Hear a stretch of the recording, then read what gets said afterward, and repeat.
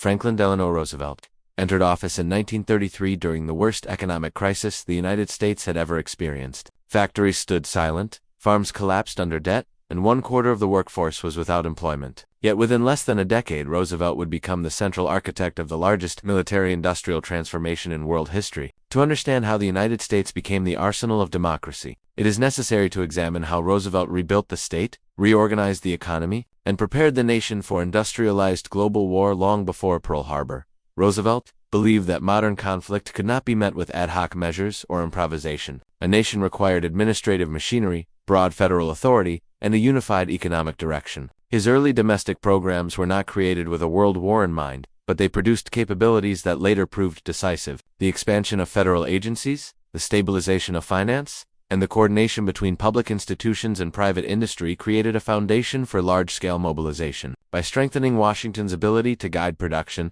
Roosevelt ensured that the United States could later convert its vast resources into military power with unmatched speed. By the late 1930s, Roosevelt recognized that rising authoritarian states threatened the global balance. Germany rearmed under Hitler and demonstrated new forms of mechanized warfare. Japan advanced across East Asia and threatened Western positions in the Pacific. Italy launched campaigns in Africa. Roosevelt understood that these conflicts were linked and that the international order was moving toward a larger confrontation. America was still deeply isolationist, but Roosevelt began preparing the industrial base for expansion. Naval construction increased, aircraft procurement accelerated. New research programs quietly received support for advances in aviation, radar, and munitions. When war erupted in Europe in 19, the United States remained neutral. But Roosevelt immediately positioned the country as the material supporter of the democracies resisting Axis expansion. He revived the dormant Council of National Defense and created planning bodies to study industrial needs. Roosevelt allowed American factories to sell aircraft, vehicles,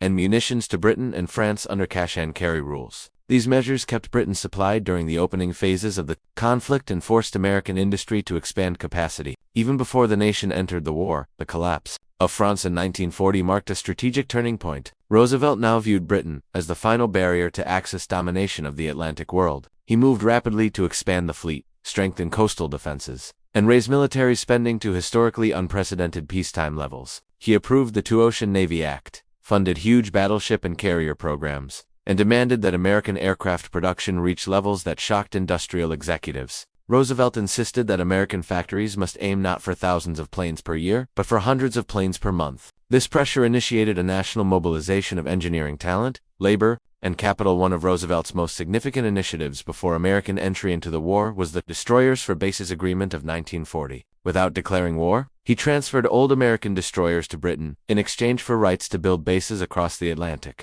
This decision strengthened Britain's ability to defend its lifeline of convoys while extending American strategic reach toward Europe and Africa. It also signaled that Roosevelt would use American naval and industrial power to influence the war's direction even without formal participation. Roosevelt won his third presidential term in 1940 on the promise of keeping the United States out of direct combat while building the strength necessary to deter aggression. Soon after the election, he delivered the Arsenal of Democracy address, declaring that American industry must become the primary source of weapons for nations resisting totalitarian expansion. His argument was clear. If the United States did not become the center of global rearmament, the Axis powers would dominate Eurasia and eventually threaten the Western Hemisphere. Roosevelt's speeches reshaped public opinion. Preparedness began to replace isolationism as Americans grasped the scale of the global crisis. By early 1941, Roosevelt introduced Lend-Lease, the largest military aid program in recorded history. This system allowed the United States to supply weapons, vehicles, aircraft, fuel, and raw materials to nations whose defense was considered vital to American security. Roosevelt believed that supporting allies was a strategic necessity. Every tank sent to Britain, every aircraft shipped to China, and every truck delivered to the Soviet Union expanded the global front against the Axis, buying time for American rearmament while weakening enemy momentum. Lend-Lease also forced factories to expand further, pushing the mobilization system to full capacity even before American entry into the war. The transformation underway was extraordinary. Shipyards extended their automobile companies reorganized assembly lines to prepare for military contracts. Steel plants expanded furnaces. The War Department modernized procurement procedures and developed long-term planning systems for munitions, explosives, and vehicles. Roosevelt oversaw every major shift. His leadership style emphasized constant pressure, rapid decision-making, and the integration of civilian industry into national strategy. By the middle of 1941, the United States had become the world's largest supplier of military equipment, despite not yet being a formal participant in the war. Roosevelt pushed aircraft production to levels no nation had attempted. Assembly lines produced fighters, bombers, and transport aircraft at a pace that redefined industrial warfare. The president insisted that American industry must be capable of overwhelming output, not marginal increases. To achieve this, he encouraged the construction of new factories, the recruitment of engineering talent from every sector, and the adoption of scientific management techniques that reduced manufacturing time for complex machines. Roosevelt's strategic vision extended beyond production. He understood that logistics and global access would determine whether American materials could reach the front lines. Under his direction, the United States expanded merchant shipbuilding, modernized port infrastructure, and prepared convoy systems that would later feed British, Soviet, and Pacific theaters simultaneously. Maritime power, in Roosevelt's view, was not simply about naval fleets. It was the ability to deliver fuel, food, ammunition, steel, and industrial goods across oceans under hostile conditions. By late 1941, the United States had become involved in an undeclared naval conflict with Germany in the Atlantic. Roosevelt authorized the U.S. Navy to patrol escort routes, provide intelligence to the Royal Navy, and take action against German submarines when necessary. His justification was simple. If the convoy lifeline failed, Britain would collapse, and the Axis would gain uncontested control over Europe. Roosevelt believed that protecting the Atlantic supply chain was equivalent to defending the American homeland. The Japanese attack on Pearl Harbor in December 1941 ended all ambiguity. Roosevelt now mobilized the country for total war. His administration created the War Production Board, the Office of Price Administration, and the War Manpower Commission to coordinate every aspect of industrial, economic, and labor activity. Roosevelt demanded the rapid conversion of automobile factories into tank, truck, and aircraft engine plants. Civilian production was curtailed, raw materials were rationed, and federal orders determined the allocation of steel, copper, rubber, and aluminum. In less than a year, the United States achieved a level of national mobilization unmatched by any other country. Roosevelt believed that command of the Pacific required a massive shipbuilding effort. He approved the largest naval expansion program in history. American yards produced aircraft carriers, destroyers, submarines, transports, and escort vessels at extraordinary speed. The Liberty Ship program turned merchant ship construction into a continuous flow process, reducing build times from many months to a few weeks. This output allowed the United States to maintain global supply lines, reinforce distant bases,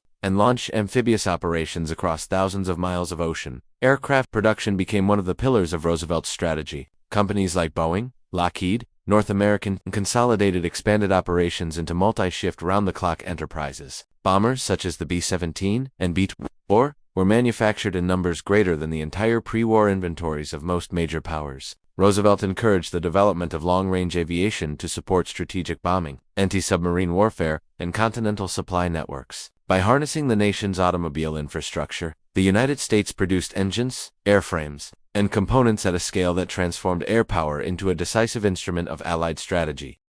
Roosevelt's leadership also reshaped Army organization. He supported the creation of armored divisions, the modernization of infantry equipment, and the expansion of artillery, communications, and engineering units. Under his direction, the United States built training bases, logistics depots, and supply pipelines that extended from American ports to Britain, North Africa, the Pacific Islands, and eventually Western Europe. The scale of this logistics architecture allowed American forces to operate on multiple continents while sustaining high-intensity combat for years. Grand strategy required coordination with allies. Roosevelt's relationship with Winston Churchill formed the core of Allied planning. Both leaders believed that defeating Germany was the central objective. They established the Combined Chiefs of Staff, a joint command structure that allowed American and British planners to coordinate operations across the European, Mediterranean, and Pacific theaters. Roosevelt supported a strategy of attrition against Axis shipping airfields and industrial centers while building the strength necessary for a large-scale invasion of Western Europe. In early meetings with Soviet representatives, Roosevelt emphasized the importance of keeping the Eastern Front supplied. He believed that sustaining Soviet resistance would pin down the bulk of German forces and reduce the pressure on Western allies. Under Lend-Lease, the United States shipped trucks, locomotives, aviation fuel, aluminum, food, communications, equipment, and raw materials to Soviet ports through Arctic convoys and Persian Gulf routes. Roosevelt viewed this support not as charity, but as strategic necessity, ensuring that Germany remained fully engaged on a vast front. As American production expanded, Roosevelt encouraged the military to adopt a doctrine of mobility. Trucks, amphibious vehicles, engineering units, and pipeline systems allowed American forces to move faster and sustain operations in varied environments. Industrial mobility became identical with battlefield mobility. Roosevelt believed that the ability to deliver overwhelming firepower precisely where needed would determine the course of the war. This philosophy shaped US operations from North Africa to the Pacific Island campaigns. Roosevelt's leadership style during the war was characterized by constant intervention. He frequently contacted agency heads, industrial executives, and military commanders directly, pressing them for progress, demanding higher output, and resolving disputes. His personal involvement ensured that bottlenecks were rapidly addressed. Roosevelt recognized that modern war required flexibility, innovation, and cooperation between government and industry. He valued individuals who could deliver results rather than those who followed rigid procedures. The results were dramatic. By 1943, the United States was producing more aircraft, ships, tanks, and vehicles than all Axis powers combined. Roosevelt's strategic vision and economy, transformed into a coordinated war machine, had become reality. The arsenal of democracy was no longer a slogan. It was a global fact shaping the direction of the conflict. By 1943, Roosevelt's strategic framework had matured into a global system. American factories ran continuously, supply lines reached every active front, and Allied commanders planned operations with the expectation that American industry could sustain long campaigns. Roosevelt viewed production not as a background activity, but as a form of warfare. The ability to equip allies, reinforce distant theaters, and replace combat losses at unmatched speed gave the United States strategic flexibility that no Axis power possessed. Roosevelt's focus on global logistics defined Allied operations in North Africa. The invasion of Morocco and Algeria in late 1942 marked the first major American ground commitment in the European Mediterranean theater. Roosevelt approved the operation despite concerns about limited experience among American troops. His view was that participation was necessary to speed the learning curve and to relieve pressure on British forces. Operation Torch demonstrated the early effects of American logistics. Fuel, ammunition, vehicles, spare parts, and medical supplies flowed across the Atlantic in quantities that allowed sustained movement across vast desert terrain. The subsequent Tunisian campaign revealed both strengths and weaknesses. Roosevelt pushed for rapid reinforcement after the initial setbacks at Kasserine Pass. He understood that industrial strength could compensate for battlefield errors as long as supply lines remained intact. The U.S. Army reorganized command structures, refined combined arms tactics, and increased coordination with British units. By mid-1943, Allied forces expelled Axis troops from North Africa, eliminating a major enemy presence and opening the Mediterranean for further operations. Roosevelt supported the invasion of Sicily and later Italy as steps to weaken Germany's southern flank and divert enemy resources from the Eastern Front. Although the Italian campaign proved slow and costly, Roosevelt believed that its strategic value lay in forcing Germany to defend multiple fronts simultaneously. American logistics again played a decisive role. Engineers built ports, roads, and supply depots to support extensive operations across mountainous terrain. The capacity to maintain combat pressure over extended periods reflected the industrial system Roosevelt had constructed. In the Pacific, Roosevelt faced a different strategic environment. Japan's empire stretched across thousands of miles, requiring a combination of naval power, amphibious operations, and long-range logistics. Roosevelt approved a dual advance strategy, one led by the Army through the Southwest Pacific under MacArthur, and one led by the Navy through the Central Pacific under Nimitz. Although the two routes created planning tensions, Roosevelt believed they accelerated the collapse of Japanese defenses by stretching enemy resources across multiple fronts.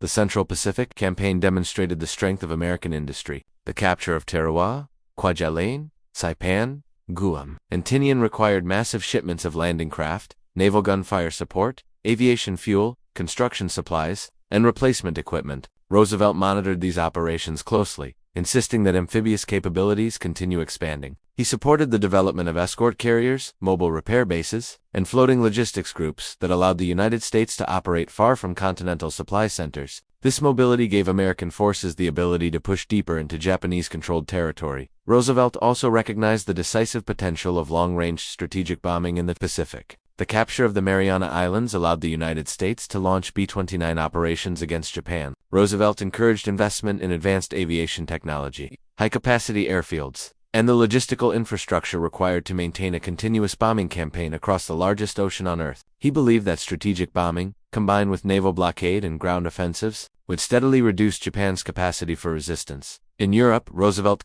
supported the build-up for a cross-channel invasion, the largest amphibious operation in history. He understood that success required stockpiles of landing craft, tanks, trucks, artillery, fuel, and specialized engineering equipment. American factories produced these materials in extraordinary quantities. Roosevelt approved vast shipments of supplies to Britain to create the logistical base for Operation Overlord. He emphasized cooperation with British planners and insisted that strategic unity between the Allies remain firm, despite disagreements over timelines and operational priorities. Success of the Normandy invasion in June 1944 validated Roosevelt's focus on industrial and logistical superiority. Once the Allies established beachheads, American supply officers created an enormous distribution network across northern France. Fuel pipelines, truck convoys, rail systems, and port facilities supported the rapid movement of armies toward Germany. Roosevelt understood that sustaining momentum required flexibility, which led to innovations such as the Red Ball Expressa high-speed truck route, delivering critical supplies to the front.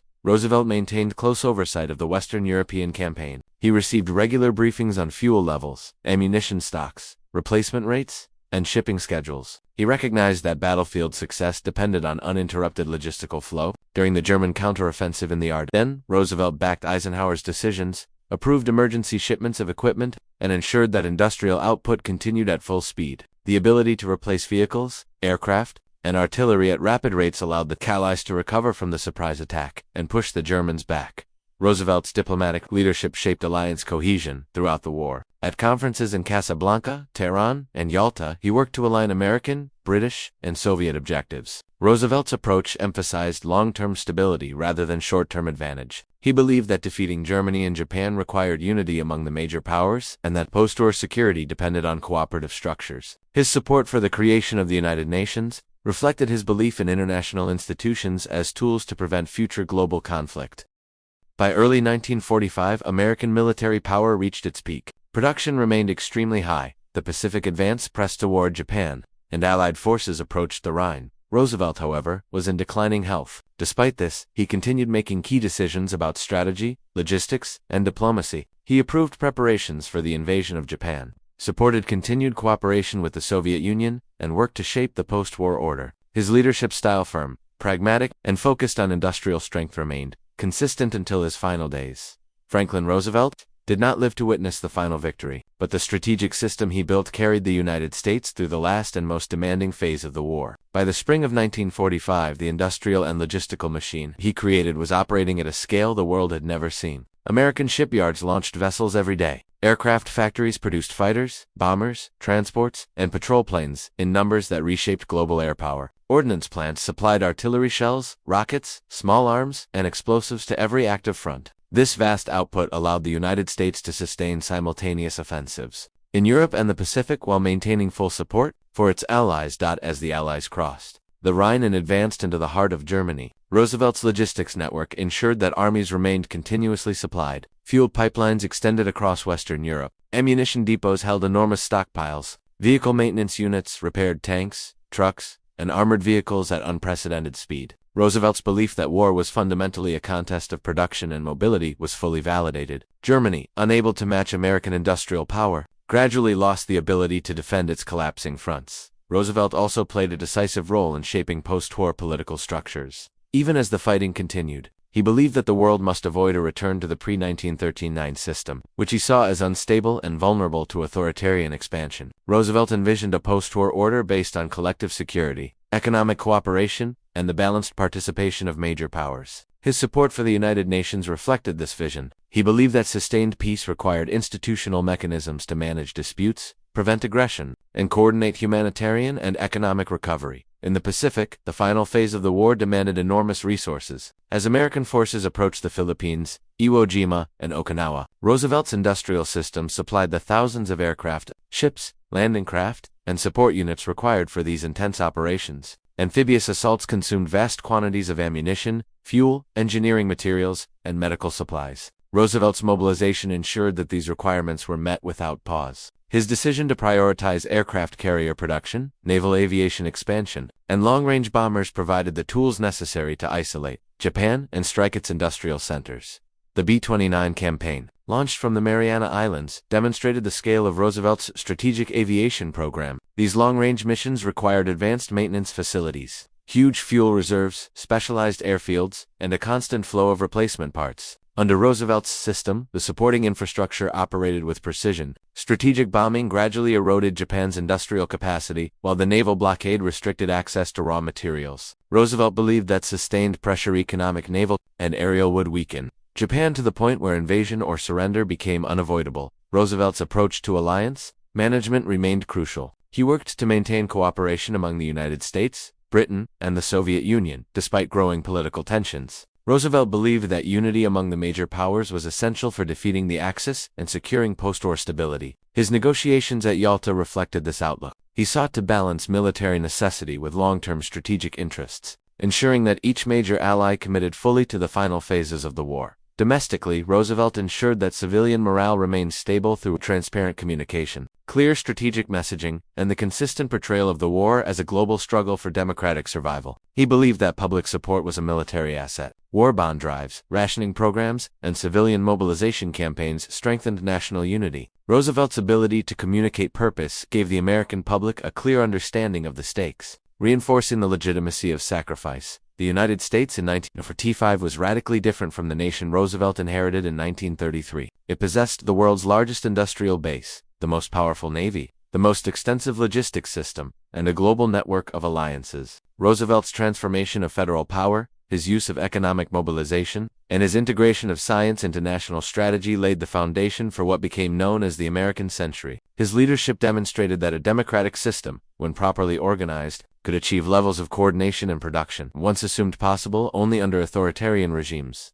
Roosevelt's death in April 1945 came at a turning point. Germany was weeks from defeat. Japan was isolated, bombarded, and facing overwhelming force. The United States stood as the central power in a reorganizing world. Roosevelt's absence was deeply felt, but the structure he left behind continued functioning with immense momentum. His successor inherited not a fragmented bureaucracy but a fully mature command state capable of executing the final campaigns of the war. Roosevelt's legacy, as the commander who armed the free world, rests not on battlefield heroics but on strategic design. He understood that modern war required factories, engineers, planners, scientists, administrators, and global logistics networks. He built the institutions that converted American economic potential into military supremacy. His decisions shaped the grand strategy of the Allies, sustained the resistance of nations fighting for survival, and created the material conditions for victory in both Europe and the Pacific. The end of the Second World War confirmed the accuracy of Roosevelt's vision. Industrial capacity,